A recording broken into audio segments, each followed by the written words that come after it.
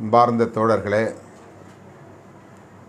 என் உயிரின் உயிரான விடுதலை சிறுத்தைகளே, உங்கள் அனைவருக்கும் என்னுடைய பணிவார்ந்த வணக்கத்தை தெரிவித்துக் கொள்கிறேன். நாளை பகுத்தறிவு பகலவன் தந்தை பெரியாரின் பிறந்த நாள். செப்டம்பர் 17 சமூக நீதி நாள் என தமிழ்நாடு அரசு அறிவித்து கொண்டாடி வருகிறது. இந்த நாளில் விடுதலை சிறுத்தைகள் ஆங்காங்கே தந்தை பெரியாரின் திருவுருவச் சிலைகளுக்கு மாலை அணிவிக்க வேண்டும். சிலை இல்லாத பகுதிகளில் அவருடைய திருவுருவப் படத்தை திறந்து வைத்து மலர் தூவி அஞ்சலி செலுத்த வேண்டும். அத்துடன் தமிழ்நாடு அரசு வரையறுத்துள்ள சமூக நீதி நாள் உறுதிமொழியை இயக்கத் தோழர்கள் மேற்கொள்ள வேண்டும்.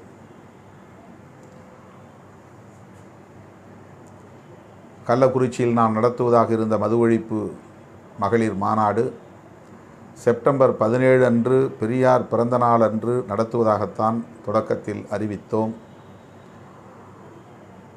போதிய கால அவகாசம் இல்லாத நிலையில் அதனை அக்டோபர் 2க்கு தள்ளி வைத்திருக்கிறோம்.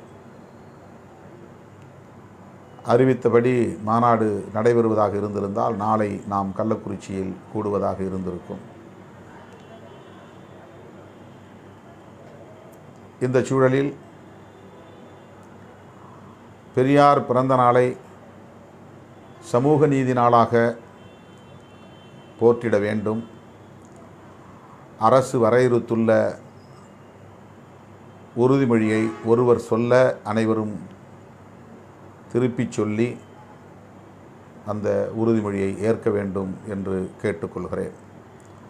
நான் தலைநகர் சென்னையில் இருப்பதனால் நாளை காலை வழக்கம்போல் சென்னை அண்ணா சாலை சிம்சன் அருகே உள்ள தந்தை பெரியாரின் திருவுருவச் சிலையில் மாலை அணிவித்து அந்த இடத்தில் உறுதிமொழி ஏற்க இருக்கிறேன். அதனை முடித்துக்கொண்டு வழக்கம்போல பெரியார் திடலுக்கு சென்று அங்கேயும் மலர் வளையம் வைத்து அஞ்சலி செலுத்த இருக்கிறோம். ஒருங்கிணைந்த சென்னை மாவட்ட பொறுப்பாளர்கள் சிம்சன் அருகே உள்ள பெரியார் சிலைக்கு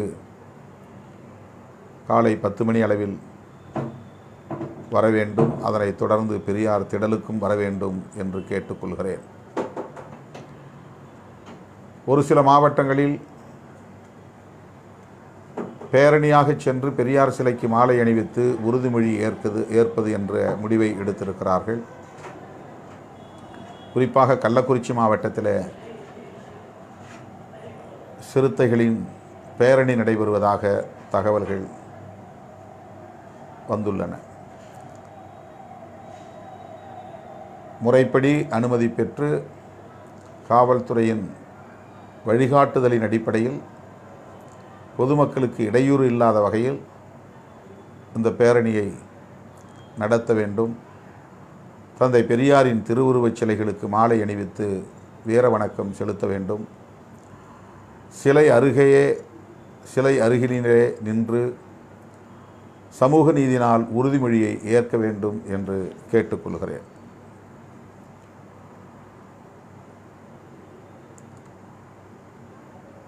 மண்டல செயற்குழு கூட்டம் இதுவரையில் திட்டமிட்டவாறு விழுப்புரத்தில், அடுத்து மறைமலை நகர் சென்னை மற்றும் டெல்டா மாவட்டங்கள் திருவாரூரிலும் நடைபெற்றிருக்கிறது.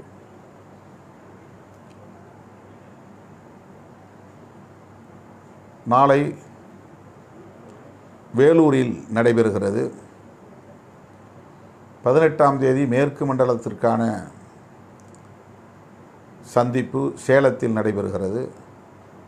19 திருச்சி, 20 மதுரை என்று இந்த மண்டல செயற்குழு கூட்டங்களை நாம் தொடர்ச்சியாக 4 நாட்களில் மேற்கொள்ள இருக்கிறோம். இந்த நிகழ்ச்சிக்கு வருவதையொட்டி இயக்கத் தோழர்கள் தனி நிகழ்ச்சிகளை, குடும்ப நிகழ்ச்சிகளை ஏற்பாடு செய்து செல்லுகிற வழியிலேயே கொடியேற்று விழா என்றும் சில நிகழ்ச்சிகளை ஒருங்கிணைத்து இந்த செயற்குழு கூட்டத்தில் பங்கேற்பதற்கு பெரும் இடையூறு செய்கிறார்கள். இது ஒரு இடையூறாக நான் பார்க்கிறேன். எது முதன்மையான நிகழ்வோ அந்த நிகழ்வுக்கு நாம் முக்கியத்துவம் தர வேண்டும். நேற்று டெல்டா மாவட்டத்தில் ஒருங்கிணைத்த மண்டல செயற்குழுவில் இரவு 8:30 மணியளவில் தான் என்னால் அந்த அரங்கிற்கே போய் சேர முடிந்தது. காலையில் விமானம் பிடித்து தான் நான் திருச்சிக்கு செல்ல நேர்ந்தது. தவிர்க்க இயலாத நிலையில் முதல் நாள் இரவு ரயிலை பிடிக்க முடியாமல் போய்விட்டது. தமிழ்நாடு பத்திரிகையாளர் சங்கம் நடத்திய மாநாட்டில் தஞ்சையில் நான் பங்கேற்க வேண்டிய ஒரு சூழல் இருந்தது. அங்கு 2 மணி நேரம் செலவிட நேர்ந்து விட்டது. மொத்தத்தில் பாதி நாள் அதிலே போய்விட்டது. பயணம், மாநாடு என்று. எஞ்சிய சில மணி நேரங்களில் ஏராளமான நிகழ்வுகளை தோழர்கள் ஆங்காங்கே தம் விருப்பம் போல் திடீரென ஏற்பாடுகளை செய்து என்னை அங்கும் இங்கும் அலைக்கழித்த நிலையில் 5 மணிக்கு மண்டல செயற்குழுவில் நான் பங்கேற்க வேண்டும் என்று திட்டமிட்டும் கூட என்னால் போக முடியவில்லை. 6 மணிக்கெல்லாம் அரங்கம் நிறைந்து விட்டது. நிகழ்ச்சியை தொடங்க வேண்டும் என்ற தகவல்கள் வந்து கொண்டே இருக்கின்றன. ஆனால் வழிநெடுகிலும் ஆங்காங்கே என்னை இறக்கி பல்வேறு நிகழ்ச்சிகளில் பங்கேற்க செய்தது மட்டுமில்லாமல் அடுத்தடுத்து 2 கிலோமீட்டர் தான், 3 கிலோமீட்டர் தான் என்று மேலும் மேலும் நிகழ்ச்சிகளை இழுத்து கொண்டே இருந்தார்கள். ஒரு கட்டத்திலே நான் ஒரு நிகழ்வோடு அதை முடித்து கொண்டு திருவாரூருக்கு செல்ல முயற்சித்தேன். இதனால் சில இடங்களில் என்னால் பங்கேற்க முடியாமல் போய்விட்டது. சேஷமலை என்கிற இடத்தில் நான் கொடியேற்றி வைத்த பிறகு அங்கிருந்து திருநள்ளாறுக்கு அழைத்தார்கள். திருநள்ளாறு போயிருந்தால் என்னால் திருவாரூருக்கு 9:30 மணிக்குத்தான் போய் சேர்ந்திருக்க முடியும், அல்லது 10 மணி ஆகியிருக்கும். ஏனென்றால் அதன் பிறகு திருவாரூருக்கு செல்லுகிற வழியிலே ஆதலையூர் ரொம்ப உட்கிடையான குக்கிராமம். நீண்ட தூரம் பிரதான சாலையிலிருந்து விலகி உள்ளே போக வேண்டிய ஒரு சூழல். அதன் பிறகு அங்கிருந்து காவாலி, அங்கே ஒரு இல்ல திறப்பு. அந்த வழியிலேயே திருவாஞ்சியம் என்கிற ஊருக்கு வழிமறித்து இழுத்தார்கள். இதிலே திருவாஞ்சியம் போக முடியவில்லை, காரைக்கால் போக முடியவில்லை. தஞ்சாவூரிலிருந்து வந்ததனால் கும்பகோணத்தில் வெண்மணி வீடு திறப்பு விழாவுக்கு வரும்படி வந்து மறித்தார்கள். அங்கே போயிருந்தால் ஒட்டுமொத்த எல்லா நிகழ்ச்சிகளுமே மண்டல செயற்குழுவுக்கு என்னால் போயிருக்க முடியாது. குடவாசலில் இருந்து வழிநெடுக கொடியேற்று விழா நிகழ்ச்சிகள், இரவாஞ்சேரி பிடி தமிழ்கதிர் வீடு திறப்பு விழா, அங்கே ஒட்டி கொடியேற்று விழா, அங்கே ஒரு மேடை போட்டு மக்களிடையே பேசுகிற நிகழ்ச்சி, அதற்கு பிறகு வழியிலே ஆங்காங்கே மறித்து வரவேற்பு, கொடியேற்று விழா நிகழ்ச்சிகள், பூந்தோட்டத்திலிருந்து சேஷமலையிலிருந்து காரைக்கால் மாவட்டத்திற்கு இழுத்தார்கள். அதை நான் தவிர்த்து விட்டேன். அதனால் அரச வளவன் உள்ளிட்ட தோழர்கள் மிகுந்த வருத்தமடைந்தார்கள். யாருக்கும் அந்த மண்டல செயற்குழுவுக்கு உரிய நேரத்திலே போய் சேர வேண்டும் என்கிற ஒரு முனைப்பே இல்லை. ஏற்பாடு செய்துவிட்டோம், ஏற்பாடு செய்ததனால் வந்தாக வேண்டும். இப்போ கும்பகோணத்தை நான் தவிர்த்து விட்ட நிலையிலே இரவு நான் 11 மணிக்கு ரயிலை பிடித்து ரயிலில் ஏறி நிற்கிற போது கும்பகோணம் பகுதியிலிருந்து வெண்மணியோடு இருக்கிற தோழர்கள் எல்லாம் தொலைபேசியிலே வந்து என்னை ரயில் பயணத்தை தவிர்த்துவிட்டு கும்பகோணம் வந்தே ஆக வேண்டும் என்று வற்புறுத்தினார்கள். இன்று காலை நான் சென்னையிலே முதலமைச்சரை சந்திக்க அழைக்கப்பட்டிருந்த நிலையில் அந்த ரயிலில் பயணம் செய்தால்தான் உரிய நேரத்திலே சென்னை வந்து சேர்ந்து நான் உரிய நேரத்தில் முதல்வரையும் சந்திக்க முடிந்தது. ஆனால் தோழர்கள் கும்பகோணத்திற்கு வரவில்லை என்று வருத்தம். கும்பகோணத்தில் ஒரு இல்லத்திறப்பு மட்டுமல்ல, அதை ஒட்டி 7-8 இடங்களில் கொடியேற்று விழா நிகழ்ச்சிகள். கும்பகோணத்தில் கூட அல்ல, கும்பகோணத்திலிருந்து திருப்பனந்தாள் தாண்டி சோழபுரத்தில் நிகழ்ச்சி, வழியிலே நிறைய இடங்களில் கொடியேற்று விழா நிகழ்ச்சிகள். இதை எதற்காக சொல்லுகிறேன் என்றால், இதெல்லாம் மகிழ்ச்சி தான். எல்லோரிடத்தில் எல்லா இடங்களிலும் தோழர்கள் ஆர்வமாக இருக்கிறார்கள், விடிய விடிய காத்திருக்கிறார்கள் என்பதெல்லாம் ஒரு புறம் மகிழ்ச்சி. ஆனால் முதன்மையான நிகழ்வு எதுவோ அந்த நிகழ்வை பாதிக்கக்கூடிய வகையில் மற்ற நிகழ்வுகளை ஒருங்கிணைக்கக்கூடாது. இதை அடிப்படையில் நீங்கள் தெரிந்து கொள்ள வேண்டும். இப்போ 4 இடம், நாளைக்கு நான் வேலூர் வருகிறேன் என்றால் வேலூர் நிகழ்ச்சி தான், வேறு எந்த நிகழ்ச்சியும் இருக்கக்கூடாது. அந்த நிகழ்ச்சி பாதிக்கக்கூடிய வகையில் நிகழ்ச்சிகள் இருக்கக்கூடாது. அது மிக முக்கியமான ஒரு நிகழ்வு. பல மாவட்டங்களிலிருந்து தோழர்கள் அங்கே காத்திருக்கிறார்கள். இந்த மாநாடு குறித்து அவரிடத்திலே நான் ஒரு விளக்க உரை ஆற்ற வேண்டும், ஊக்க உரை ஆற்ற வேண்டும். இந்த மாநாட்டுக்கான தேவையை நான் வலியுறுத்த வேண்டும்.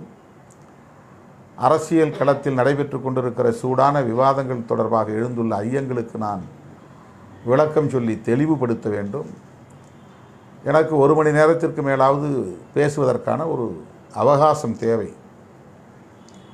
ஆனால் இப்படி சைடு ஈவெண்ட்ஸ், அக்கம் பக்கத்திலே பல நிகழ்வுகளை ஏற்பாடு செய்து, ஏற்கனவே திறந்த வீட்டை மறுபடியும் திறப்பது, ஏற்கனவே ஏற்றிய கொடியை மறுபடியும் ஏற்றுவது, அந்த ஊருக்கு வருவதால் எங்கள் ஊருக்கு வாருங்கள் என்று அழைப்பது, தயவு கூர்ந்து இந்த 4 இடங்களிலும் தனி நிகழ்ச்சிகள் எதையும் ஏற்பாடு செய்யக்கூடாது. மதுரைக்கு போயிருந்த வேளையில் மதுரை தம்பி உசிலம்பட்டி தமிழ் அவருடைய பிள்ளைக்கு காதணி விழா, அங்கே வர வேண்டும். அண்ணன் மலைச்சாமி அவர்களின் வீரவணக்க நிகழ்வை முடித்துக்கொண்டு அடுத்தடுத்து நான் ஒப்புக்கொண்ட ஒரு சில நிகழ்ச்சிகள் அங்கே வரவில்லை என்று அவருக்கு வருத்தம். போக முடியவில்லை. போகக்கூடாது என்பதல்ல, நேரம் இல்லை. இதையெல்லாம் நீங்கள் நேரம், தூரம், எந்த நிகழ்வு முதன்மையானது, இதையெல்லாம் கருத்தில் கொண்டு பொதுவாக சிந்திக்க பழக வேண்டும். அவரவர் நிகழ்ச்சி தான் அவரவருக்கு முதன்மையானது என்றால், அந்த நாளில் குறிப்பிட்டு நாம் ஏற்பாடு செய்திருக்கிற முதன்மையான நிகழ்வுகள் பாதிக்கப்படுவது மிகுந்த மன உளைச்சலை தருகிறது. எனவே எனது அருமை தோழர்களே, நான் சேலம் வருகிறேன். சேலத்துக்கு வருவதால் நகரத்திலே 4 இடத்தில் நிகழ்ச்சி, அதை ஒட்டி பக்கத்திலே 4 இடத்தில் நிகழ்ச்சி என்று நீங்கள் போட்டால், நான் அந்த மேற்கு மாவட்டங்கள் கிட்டத்தட்ட 10 மாவட்டங்கள் பங்கேற்கக்கூடிய மண்டல செயற்குழுவில் உரிய நேரத்தில் பங்கேற்க முடியாமல் போய்விடும். ஒரு நிகழ்வு கூட நீங்கள் கூடுதல் நிகழ்வாக இதை தவிர ஏற்பாடு செய்யக்கூடாது என்று உங்களை நான் வேண்டி கேட்டுக்கொள்கிறேன். இதற்காகத்தான் இந்த நேரலை. திருச்சியிலும் அப்படித்தான், மதுரையிலும் அப்படித்தான். நிறைய போக வேண்டிய இடம் நிறைய இருக்குது, வர வேண்டிய இடம், நான் வர வேண்டிய தேவை நிறைய இருக்குது, இல்லை என்று சொல்லவில்லை. ஒரு நாளைக்கு எத்தனை மணி நேரம் பயணம் செய்ய முடியும் சொல்லுங்கள்? 20 மணி நேரம் நான் பார்வையாளர்களை சந்திக்கிறேன். தமிழ்நாட்டில் இப்படி 20 மணி நேரம் பார்வையாளர்களை சந்திக்கிற, கட்சி தோழர்களை சந்திக்கிற, நிகழ்ச்சிகளில் பங்கேற்கிற வேறு யாராவது உண்டா? விரல் விட்டு உங்களால் சொல்ல முடியுமா? சேஷமலை என்கிற இடத்தில் இருந்து திருவாரூர் போய் சேருவதற்கு 1.5 மணி நேரம் ஆனது. காரைக்கால் போயிருந்தால் மேலும் 1 மணி நேரம் அல்லது 3/4 மணி நேரம் கூடுதலாக ஆகியிருக்கும். 6 மணியிலிருந்து மக்கள் காத்திருக்கிறார்கள். நான் 10 மணிக்குத்தான் போய் சேர்ந்திருக்க முடியும். அந்த நிகழ்ச்சி முடித்த பிறகு திருவாரூர் நகரத்திலேயே மருத்துவர் சேகருடைய மருத்துவமனை திறப்பு விழா. அதன் பிறகு பவித்ரமாணிக்கு வர சொல்லி ஒரு தோழர் என்னை கட்டாயப்படுத்துகிறார் 11 மணிக்கு. அதன் பிறகு கும்பகோணத்திற்கு வர சொல்லி, சரி கும்பகோணத்தில் ஒரு நிகழ்ச்சியா என்றால் சரி போய்விடலாம். அதை ஒட்டி அவர்கள் ஏராளமான நிகழ்ச்சிகளை ஏற்பாடு செய்து வைத்திருக்கிறார்கள். ஏற்பாடு செய்த தம்பிகள் ஏமாற்றமடைந்திருக்கிறார்கள். உள்ளபடியே வருந்துகிறேன். ஆனால் எப்படி அதை நான் சமாளிப்பது? எந்த நேரத்தில் நான் பிறகு திருச்சிக்கு போய் நான் எப்போது படுத்து, எப்போது எழுந்து, எப்போது விமானம் பிடித்து நான் சென்னைக்கு திரும்புவது? இதையெல்லாம் முன்னணி பொறுப்பாளர்கள் புரிந்து கொள்ள வேண்டும். மாநாட்டு ஒருங்கிணைப்பாளர்கள் முன்கூட்டியே இதையெல்லாம் தோழர்களுக்கு எடுத்து சொல்லி அவர்களுக்கு புரிய வைத்து தவிர்க்க வேண்டும். இதெல்லாம் உங்களிடத்திலே நான் அவ்வப்போது சொன்ன விவரங்கள் தான். ஆனால் இப்போது இந்த 4 நிகழ்வுகளுக்கும் எந்த இடையூறும் வராத வகையிலே இந்த 4 மையங்களிலும் மண்டல செயற்குழுவை ஒருங்கிணைக்கக்கூடிய மாநாட்டு ஒருங்கிணைப்பாளர்கள் கவனத்தில் கொண்டு அதற்குரிய ஏற்பாடுகளை செய்ய வேண்டும் என்று நான் கேட்டுக்கொள்கிறேன். அடுத்து இந்த மாநாட்டுக்கு நாம் பெண்கள் சீருடை அணிந்து வர வேண்டும் என்கிற ஒரு வேண்டுகோளை வைத்திருக்கிறோம்.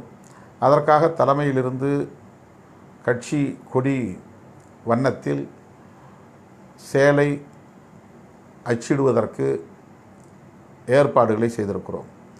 அதற்கான தொகையை தலைமையிலிருந்து செலுத்த இயலாத நிலை, அது ஒரு பெரும் தொகை. எனவே மாவட்ட வாரியாக இயக்கத் தோழர்கள், மாவட்ட செயலாளர்கள் மற்றும் மாநாட்டு ஒருங்கிணைப்பாளர்கள் நேரடியாக தலைமைக்கு உங்களுக்கு எத்தனை சேலைகள் வேண்டும் என்பதை சொல்லி முன்கூட்டியே பணம் செலுத்தி அதை உரிய நேரத்தில் பெற்று அனைவருக்கும் கிடைக்க செய்ய வேண்டும். மாநாட்டுக்கு வருவதற்கு 1 நாள் அல்லது 2 நாள் முன்பே அவர்கள் கையில் கிடைத்தால்தான், 2 நாட்களுக்கு முன்பே கிடைத்தால்தான் அவர்கள் மேல் சட்டை ப்ளவுஸ் தைத்து போட முடியும். ஏனென்றால் சாரி வித் ப்ளவுஸ் தான் கொடுக்குறோம். நாங்கள் அடக்க விலை என்னவோ அந்த விலை அப்படியே அந்த நிறுவனத்திற்கு என்ன தொகையை நாம் செலுத்துகிறோமோ அந்த தொகையை நேரடியாக தலைமையிலே கொடுத்து நீங்கள் அந்த சேலைகளை பெற்றுக்கொள்ள வேண்டும். அப்போது தான் அந்த நிறுவனத்திற்கு நாம் இந்த தொகையை முழுமையாக செலுத்த முடியும். இல்லை என்றால் அது ஒரு பெருஞ்சுமையாக தலைமைக்கு மாறிவிடும். எனவே மாநாட்டு ஒருங்கிணைப்பாளர்கள் அவரவர் எந்தெந்த பகுதிகளில் வேலை செய்கிறீர்களோ அந்த மாவட்ட செயலாளர்களோடு பேசி எத்தனை சேலைகள் ரவிக்கையோடு வேண்டும் என்பதை முடிவு செய்து அதற்கான தொகையை QR கோடு மூலமாகவோ அல்லது அக்கவுண்ட் நம்பர் மூலமாகவோ நேரடியாக வங்கியில் செலுத்தலாம், அல்லது சென்னைக்கு அனுப்பி தலைமையில் கொடுத்து அதற்கான வவுச்சர் ரசீதை பெற்றுக்கொள்ள வேண்டும். இது மிக மிக முக்கியமான ஒரு வேண்டுகோள். அடுத்து ஏற்கனவே நாம் வெளியிட்ட அறிக்கை தான் துண்டறிக்கை. நீங்கள் இப்போது பைலட் நோட்டீஸ் என்கிற பெயரில் வெறும் மாநாடு அறிவிப்பு, மது மற்றும் போதைப் பொருள் ஒழிப்பு மகளிர் மாநாடு, ஒரு நீளமான தலைப்பு தான். இப்படித்தான் அதை நீங்கள் போட வேண்டும். மது மற்றும் போதை அப்படின்னு நிறுத்திடக்கூடாது. ஏன்னா மதுவிலே போதை இருக்கிறது. அப்போ மது மற்றும் போதைன்னு போகிறதுல அர்த்தம் இல்லை. மது மற்றும் போதைப் பொருள்கள்னு போடணும். ப்ளூரல் தேவையில்லை. ஏன்னா மது சிங்குலர், அதே மாதிரி பொருள் போதைப் பொருள் சிங்குலர், ஒருமையில் இருந்தால் போதும். மது மற்றும் போதைப் பொருள் ஒழிப்பு மகளிர் மாநாடு, இது பெண்கள் பங்கேற்கிற மாநாடு. எனவே எந்த அளவுக்கு பெண்களை கூடுதலாக அழைத்து வர முடியுமோ பாதுகாப்பாக அழைத்து வந்து பாதுகாப்பாக அழைத்து செல்ல வேண்டும். சரியாக 8 மணிக்கு மாநாட்டை முடிக்க இருக்கிறோம். சரியாக 4 மணிக்கு தொடங்க இருக்கிறோம். எனவே ரொம்ப லேட்டாக தொடங்குவார், அண்ணா லேட்டாக பேசுவார், 10 மணிக்கு மேலே போனால் போதும்னு நினச்சி யாரும் வந்தீங்கன்னா மாநாட்டில் பங்கேற்பதில் அர்த்தமில்லாமல் போய்விடும். மாநாட்டின் முன்பகுதி முழுவதும் பெண்கள் தான் அமர வேண்டும். ஆண்கள் வந்தால் கூட கடைசியில் இருக்கையில் இருந்தால் உட்காரலாம். பெண்களுக்குத்தான் அதில் முன்னுரிமை. பெண்களைத்தான் அமர வைக்க வேண்டும். தோழர்கள் இதையும் கருத்திலே கொள்ள வேண்டும். வண்டி வாகனங்களை இப்போதே நீங்கள் பதிவு செய்ய வேண்டும். வருகிற போதே குடிநீர், உணவு போன்றவற்றுக்கான ஏற்பாடுகளையும் நீங்கள் செய்து கொள்ள வேண்டும். வண்டியில் உணவு போன்ற முக்கியமான பொருள்களை, பிஸ்கட், வேறு என்ன தேவையோ பழங்கள் போன்றவற்றை முன்கூட்டியே வாங்கி வைத்து கொள்ள வேண்டும். கடை கண்ணிகளில் எந்த இடத்திலும் இருக்கக்கூடாது. தகவல்கள் வருகின்றன. நம்மை பிடிக்காத சக்திகள் தேவையில்லாமல் நம்முடைய நிகழ்வுகளில் ஊடுருவ வாய்ப்பு இருக்கிறது. அவர்கள் குடித்துவிட்டு அதை ஃபோட்டோ எடுத்து வீடியோ எடுத்து அதை சமூக ஊடகங்களில் பரப்புவதற்கு வாய்ப்பு இருக்கிறது. நம்முடைய அரசியலை சகித்து கொள்ள முடியாத சக்திகள் அல்லது நம்மை போல் அரசியல் செய்ய இயலாத சக்திகள் நம் மீது காழ்ப்புணர்ச்சி கொண்டு நமக்கு எதிரான அவதூறுகளை திட்டமிட்டு பரப்புவார்கள். இப்போது கூட நாம் ஏதோ பின்வாங்கிவிட்டோம் என்பதைப் போலவும், முதலில் சொன்னது வேறு இப்போது சொல்லுவது வேறு என்பதைப் போலவும் அவதூறுகளை பரப்புகிறார்கள். நம்முடைய நிலைப்பாட்டில் நாம் பின்வாங்கவில்லை.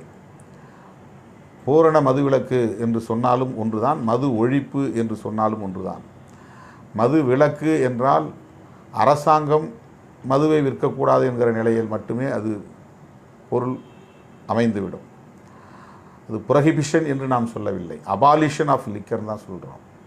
இது முடியுமா என்பது வேறு. ஆனால் இதனால் வருகிற தீங்குகள் எவ்வளவு, சமூகம் எந்த அளவுக்கு பாதிக்கப்படுகிறது, ஒரு தேசத்தின் மனித வளம் எந்த அளவுக்கு பாழாகிறது என்பதையெல்லாம் கருத்தில் கொண்டு கண்ணீர் வடிக்கும் தாய்மார்களின் உணர்வுகளை மதித்து அவர்களின் கோரிக்கையை ஏற்று அதன் அடிப்படையில் அதனை முன்னிறுத்துகிறோமே தவிர இதில் எந்த தேர்தல் கணக்கும் கிடையாது.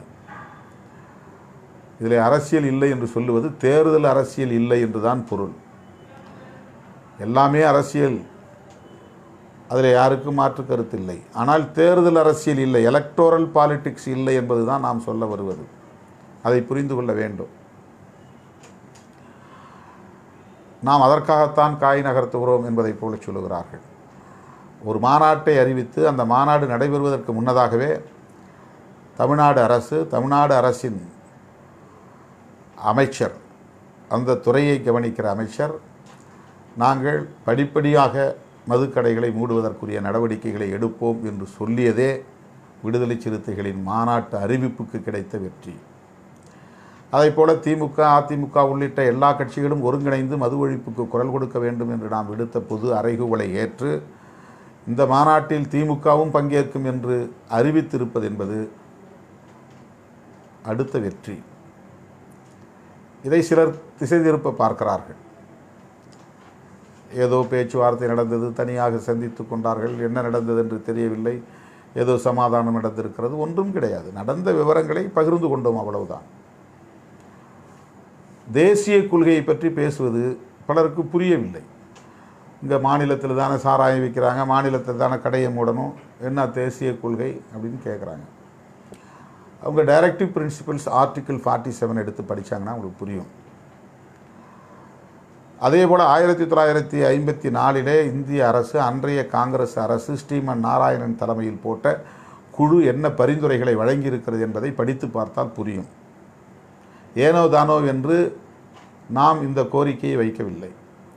1954 ஸ்ரீமன் நாராயணன் கமிட்டியில் 6-7 உறுப்பினர்கள் கொண்ட அந்த குழுவில் ஒரு விரிவான ஆய்வை செய்து அன்றைய இந்திய ஒன்றிய அரசுக்கு ஒரு பரிந்துரை செய்திருக்கிறது. 1955 இந்த பரிந்துரை வழங்கப்பட்டிருக்கிறது. 1958 ஏப்ரல் 1 தனி சட்டம் ஒன்றை இந்திய அரசு இயற்ற வேண்டும் என்று வலியுறுத்தி இருக்கிறது. இதுவெல்லாம் ஏற்கனவே நடந்த வரலாறு. சும்மா நாம் இப்படி பேசினாதான் திமுக நம்மக்கிட்ட கூடுதலான இடங்களை கொடுப்பாங்க அப்படின்னு கணக்கு போட்டு பேசுகிறோன்னு சொல்கிறதெல்லாம் ரொம்ப நம்மளை களங்கப்படுத்துகிற முயற்சி. அதை நாம் பொருட்படுத்த வேண்டாம், கடந்து செல்வோம், அது வேறு. ஆனால் அவர்கள் புரிதல் இல்லாமல் பேசுகிறார்கள் என்பதை நீங்கள் புரிந்து கொள்ள வேண்டும். அல்லது புரிந்திருந்தாலும் வேண்டுமென்றே நம் மீது களங்கம் சுமத்த பார்க்கிறார்கள் என்பதை நீங்கள் புரிந்து கொள்ள வேண்டும். இதுதான் என்னுடைய வேண்டுகோள். திமுகவை எதிர்த்து தான் மது ஒழிப்பு கொள்கையை பேச வேண்டும் என்று இல்லை. திமுகவையும் நம்மோடு சேர்ந்து பேச வைப்பது என்பது ஒரு அணுகுமுறை.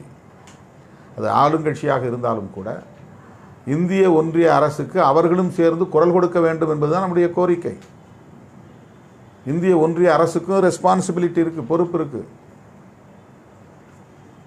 அதை எடுத்துச் சொல்வதற்கு திமுகவும் வேண்டும், அதிமுகவும் வேண்டும், இடதுசாரிகளும் வேண்டும், எல்லா கட்சிகளும் வேண்டும் என்று சொல்லுவது எந்த விதத்தில் குழப்பமான ஒரு கோரிக்கையாக இருக்க முடியும்? புரிந்து கொள்ள முடியாதவர்கள் குழப்பம் என்கிறார்கள். புரிந்து கொள்ளக்கூடியவர்களால் இதை விமர்சிக்க முடியாது. தமிழ்நாடு அரசு மதுக்கடைகளை மூட வேண்டும், இது கோரிக்கை. தமிழ்நாடு அரசு மட்டுமே செய்தால் போதாது, இந்தியா முழுவதும் இது நடைமுறைக்கு வர வேண்டும். எனவே தேசிய மதுவிலக்கு கொள்கை வேண்டும், தேசிய அளவிலான ஒரு சட்டம் இயற்ற வேண்டும். இது இந்திய ஒன்றிய அரசுக்கு வைக்கிற கோரிக்கை. 2 கோரிக்கை இருக்கிறது. மாநில அரசுக்கு ஒரு கோரிக்கை, இந்திய ஒன்றிய அரசுக்கு ஒரு கோரிக்கை. டாஸ்மாக் மூடப்பட வேண்டும், அதாவது மதுக்கடைகள் மூடப்பட வேண்டும், இது தமிழ்நாடு அரசுக்கு. உடனே மூட முடியுமா? அதனால தான் படிப்படியாக மூட வேண்டும் சொல்கிறோம். படிப்படியாக மூடுறதுனா கடைகளை மட்டும் மூடுவதா? படிப்படியாக குறைப்பது கடைகளை குறைப்பது அல்ல, விற்பனை இலக்கை குறைப்பது. ஏன் விற்பனை இலக்கை குறைக்கணும்னு சொன்னால் இதில் நம்முடைய ஸ்டாண்டில் மாற்றிக்கலாம் கிடையாது. இது ஸ்ட்ராட்டஜியில் ஒன்று. என்னென்னா விற்பனை இலக்குனா இந்த வருஷத்துக்கு 45,000 கோடி வந்திருக்கு, அடுத்த வருஷம் 50,000 கோடி வரணும், அதுக்கு அடுத்த வருஷம் 55,000 கோடி இன்கம் வரணும் அப்படின்னு ஒரு இலக்கு வச்சு அதிகாரிகள் செயல் திட்டம் தீட்டி அதுக்கு மார்க்கெட்டிங் பண்ணுறாங்க, சந்தைப்படுத்துகிறாங்க, அதை ப்ரமோட் பண்ணுறாங்க, அது கூடுதலாக விற்பனை செய்கிறதுக்கான எல்லா முயற்சிகளையும் செய்கிறாங்க. அப்போ வெறும் விற்பனையாகாத கடைகளை மூடிட்டு நாங்கள் இத்தனை கடையை மூடிட்டோம்னு சொல்கிறதுல வந்து எந்த அர்த்தமும் கிடையாது. அப்போது டார்கெட்டிங் நீங்கள் ஃபிக்ஸ் பண்ணாதீங்க. 45 40 குறைங்க, 40 வந்து 35 குறைங்க, 35 வந்து 30 குறைங்க. உங்களுடைய இன்கம் அல்லது லாபம் என்கிற அந்த டார்கெட்டை குறைங்கன்னு சொல்கிறோம். அதுதான் ரொம்ப முக்கியமானது. அதுதான் விற்பனை இலக்கை படிப்படியாக குறைக்க வேண்டும். வெறும் செயல்படாத இடங்கள், விற்பனையாகாத இடங்கள், அந்த மாதிரி சில கடைகள் இருக்கும். அந்த கடைகளை மூடிட்டு நாங்கள் கடைகளை மூடிட்டோன்னு சொன்னால் அதில் எந்த அர்த்தமும் கிடையாது. 45,000 50,000 உயர்த்துவதற்கு முயற்சிக்காமல் 45,000 கோடி வருமானத்தை 40,000 கோடியாக இந்த ஆண்டு நாங்கள் குறைக்கப் போகிறோம். அதுக்கு அடுத்த ஆண்டு நாங்கள் அதை 35,000 கோடியாக குறைக்கப் போகிறோம் அப்படின்னு சொல்லணும். அப்படின்னா நீங்கள் ப்ரொக்யூர்மெண்ட் கொள்முதல் செய்கிறத கொஞ்சம் கொஞ்சமாக குறைக்கணும். கொள்முதல் செய்கிறத நீங்கள் அதிகரிச்சுக்கிட்டே போனீங்கன்னா விற்பனை செய்கிறதை நீங்கள் அதிகரிக்க வேண்டிய தேவை ஏற்படும். ஒரு கம்பெனியிலேருந்து இத்தனை லட்சத்துக்கு நாங்கள் வாங்குகிறோம், இத்தனை லட்சம் பாட்டில் வாங்குறோன்னா அதை குறைக்கணும் நீங்கள். அப்போ தான் அங்கே வந்து மார்க்கெட்டிங்கில் குறைக்க முடியும். அப்போ தான் விற்பனை இலக்கை குறைக்க முடியும். அப்போ ஸ்டெப் பை ஸ்டெப் படிப்படியாக இந்த வேலைகளை செய்யுங்கள். இதுதான் இப்போ கோரிக்கை. இதில் என்ன நம்ம மாற்றி சொல்லிவிட்டோம்? எதுவுமே கிடையாது. நம்முடைய அரசியலை பிடிக்காதவர்கள் வழக்கம் போல வன்மம் கொண்டு நம் மீது பாய்ந்து பிராண்டுகிறார்கள். இதை நாம் பொருட்படுத்த வேண்டாம். நம்முடைய அறைகூவலை ஏற்று ஆளும் கட்சியாக இருக்கிற திராவிட முன்னேற்றக் கழகம் விடுதலை சிறுத்தைகளின் மாநாட்டிலேயே பங்கேற்பது என்று முடிவெடுத்திருப்பது நேர்மையானவர்களால் வரவேற்கப்படும், பாராட்டப்படும். அரசியல் நேர்மை உள்ளவர்களால் இதை புரிந்து கொள்ள முடியும். அரசியலில் ஒரு நேர்மை இருக்கணும், ஒரு ஜென்யூன்னஸ் இந்த பாலிட்டிக்ஸ். நாம் ஒன்றும் பிளாக்மெயில் பாலிட்டிக்ஸ் பண்ணலை. திமுக அரசு அதுக்கு பயந்துக்கிட்டு வந்துருச்சுன்னு சொல்கிறது கிடையாது. ஒரு ஜென்யூன் பாலிட்டிக்ஸ் பேசுகிறோம், ஜென்யூன் டிமாண்ட் வைக்கிறோம். அதில் உள்ள நியாயத்தை அவங்க புரிந்து கொண்டு, சரி நீங்கள் பேசுகிற அரசியல் நாங்கள் பேசுகிற அரசியலும் மாறுபாடானதல்ல, நாங்களும் வந்து நேஷனல் பாலிசியை வலியுறுத்துகிறோம், இந்த விற்பனை இலக்கை படிப்படியாக குறைக்கிறோம்னு சொல்கிற ஒரு கமிட்மெண்ட் டிஎம்கே கவர்மெண்ட் அல்லது திமுக கட்சி, அந்த அரசு, அந்த கட்சி ஒரு கமிட்மெண்ட்டோடு இந்த நிகழ்விலே பங்கேற்க உறுதியளித்திருக்கிறார்கள். இதை ஒருபோதும் நம்மை விமர்சிப்பவர்கள் ஏற்றுக்கொள்ள மாட்டார்கள். ஏற்றுக்கொள்வதற்கு அவர்களுக்கு மனம் ஒவ்வாது. ஆகவே இதுவரையில் நாம் எடுத்த முடிவுகளும் சரி, நம்முடைய அரசியல் நகர்வுகளும் சரி, அணுகுமுறைகளும் சரி, முழுக்க முழுக்க மக்கள் நலன் சார்ந்தே உள்ளது. இதை எந்த அளவுக்கு சாத்தியப்படுத்த முடியும் அப்படிங்கிறத எல்லாரும் கேள்வி கேட்குறாங்க. உலகம் முழுக்க சாராயம் இருக்குது, மது இருக்குது, அப்போ உலகளாவிய மாநாடு நடத்துவாரா அப்படின்லாம் சிலர் கேட்குறாங்க. இதெல்லாம் வந்து நகைப்புக்குரியதாக இருக்கிறது. தேசிய கொள்கை கேட்குறவங்க ஏன் கள்ளக்குறிச்சியில் போய் மாநாடு போடுறாங்க? பாதிக்கப்பட்ட இடம் கள்ளக்குறிச்சி, அதனால் அந்த இடத்துல மாநாடு போடுறோம். நம்முடைய கோரிக்கைகளை நம்முடைய மண்ணில் இருந்து தான் நம்ம வைக்க முடியும். தேசிய அளவிலான கோரிக்கையாக இருந்தாலும் தமிழ்நாட்டில் இருந்து தான் வைக்க முடியும். தேவைப்பட்டால் டெல்லியில் போய் வைக்கலாம். ஆனால் தேசிய கொள்கை வேண்டுமா வேண்டாமா அதை விவாதியுங்கள். அதை யாரும் விவாதிக்கலை. மதுவால் எந்த அளவுக்கு சமூகத்தில் தீங்கு ஏற்பட்டு இருக்கிறது என்பதை யாரும் விவாதிக்கலை. எத்தனை லட்சம் பெண்கள் விதவைகளாக இளம் வயதிலேயே இருக்கிறார்கள் என்பதை பற்றி யாரும் விவாதிக்கலை. அந்த குடும்பங்கள் எப்படி இன்றைக்கு நடுத்தருவிலே நிற்கின்றன, எப்படி அந்த ஃபேமிலி டிஸ்ஆர்கனைஸ்டாக இருக்குது, அப்பா இல்லாமல் அம்மா பேச்சை கேட்காம எவ்வளவு பேர் வந்து அடிக்டாக இருக்கிறான். ஒருத்தர் வந்து கள்ளக்குறிச்சியில் மரக்காணத்தில் குடித்து பாதிக்கப்பட்டு மருத்துவமனைக்கு போய் தப்பி பிழைச்சி வந்தவர் மறுபடியும் குடிச்சிட்டு சேர்த்துட்டார் 3 மாதம் கழிச்சு. அதான் அடிக்ஷன். இவ்வளோ பெரிய பாதிப்பு ஏற்பட்டு ஊரில் 22 பேர் செத்துருக்குறாங்கிறது தெரிஞ்சும் அவரால் மறுபடியும் அதை நிறுத்த முடியல. ஒரு அம்மாவுடைய அழுகை என்னென்னா, அவனாவது செத்து போயிட்டான், போச்சுன்னு ஆயிடுச்சு, ஏன் புருஷன் கண்ணு ரெண்டும் போய் தடுமாறி போய் நிற்கிறான், இப்போ நான் அவனை பராமரிக்கிறதே எனக்கு பெரிய சுமையாக இருக்குது, வருமானமும் இல்லை, அவனால் வேலைக்கும் போக முடியாது, என் வீட்டுக்காரனால் வருமானமும் இல்லை, என்னாலையும் வேலைக்கு போக முடியல, வருமானம் இல்லை, என் பிள்ளைங்களும் தண்ணி அடிச்சுட்டு அடிக்டாக இருக்கிறாங்க, எல்லாத்தையும் நான் பார்க்க வேண்டியதாக இருக்குது. இப்போ கண்ணு தெரியாமல் போனதுனால அவனை அழைச்சிட்டு போய் தான் நான் வந்து பாத்ரூமில் உட்கார வைக்க வேண்டியது இருக்குது. இது எவ்வளோ பெரிய சுமை, எவ்வளோ பேர் இந்த குடும்பத்தை பார்க்குறோம். இதையெல்லாம் பேசாமல் திருமாவளவன் இந்த கணக்கு போடுறாரு, திமுக இந்த கணக்கு போடுது, இதுக்காக இவங்க நடத்துகிற நாடகம், இது உருட்டு, இது புரட்டு என்றெல்லாம் பேசிக் கொண்டிருக்கிறார்கள். யார் என்ன பேசினாலும் அதை பொருட்படுத்த வேண்டாம். நம்முடைய நோக்கம் உயர்வானது, மக்கள் நலன் சார்ந்தது. ஆகவே இந்த மாநாடு வெற்றிகரமாக நடப்பதற்கு இன்னும் எஞ்சிய நாட்களில் தீவிரமாக நாம் பணியாற்றுவோம். திமுகவிலிருந்து 2 பேர் தலைவர்கள் பிரதிநிதிகள் பங்கேற்பார்கள் என்று முதல்வர் அறிவித்திருப்பது நமக்கு இந்த மாநாட்டுக்கு கிடைத்த ஒரு வெற்றி, மகிழ்ச்சி. முதல்வருக்கு நாம் நன்றி சொல்ல கடமைப்பட்டிருக்கிறோம். இந்த பொதுவான அறைகூவலை ஏற்று யாரும் வருவதை பற்றி நமக்கு எந்த சிக்கலும் இல்லை. இப்போ திமுகவுக்கு நான் லெட்டர் எழுதி அழைப்பு விடுத்து நீங்கள் வாங்கன்னு சொல்லலை. பொதுவான அறைகூவல் பேசணும், அதனால் எங்களுக்கு ஒன்றும் சங்கடம் இல்லை, நாங்கள் கலந்து கொள்கிறோம் என்று அவர்கள் மனம் திறந்து இசைவளித்திருக்கிறார்கள். எம்மை பொறுத்தவரையிலே இதிலே தோழமை கட்சிகளை சார்ந்த மகளிர் அணி தலைவர்கள் பங்கேற்க வேண்டும் என்பதுதான் எங்களுடைய விருப்பம். ஆகவே எங்களுடைய தோழமை கட்சிகளை சார்ந்த மகளிர் அணி தலைவர்களை அழைக்க நாங்கள் திட்டமிட்டிருக்கிறோம் என்பதை இந்த நேரத்தில் பதிவு செய்து, தோழர்கள் அதற்கு ஏற்ப உரிய பணிகளை ஆற்ற வேண்டும். துண்டறிக்கைகளை அச்சிட்டு ஆங்காங்கே நீங்கள் வீடு வீடாக கொண்டு போய் சேர்க்க வேண்டும். நம்முடைய குடும்பத்தை சார்ந்த பெண்கள் தான் இந்த மாநாட்டில் பங்கேற்க வேண்டும் என்பதை மனதிலே நீங்கள் இருத்தி கொள்ள வேண்டும். அடுத்து என்னென்ன வாகனங்கள் கட்டாயமாக காவல்துறை கேட்பாங்க, எந்தெந்த பகுதியிலிருந்து என்னென்ன வாகனங்கள் வருது, வாகன எண்ணும் டிரைவர் நம்பரும் கான்டாக்ட் தொடர்பு எண்ணும் வேண்டும் என்று போன முறை வெல்லும் ஜனநாயக மாநாட்டில் கேட்டார்கள். எனவே மாநாட்டு ஒருங்கிணைப்பாளர்கள் பணி இதுதான் முக்கியமானது. எத்தனை வாகனங்களை நீங்கள் ஏற்பாடு செய்கிறீர்கள், அந்த வாகனத்தின் எண்கள் என்ன, அந்த வாகனத்தை ஓட்டக்கூடிய ஓட்டுநரின் எண்கள் என்ன, இவற்றையெல்லாம் இப்போதே நீங்கள் சேகரிக்க வேண்டும்.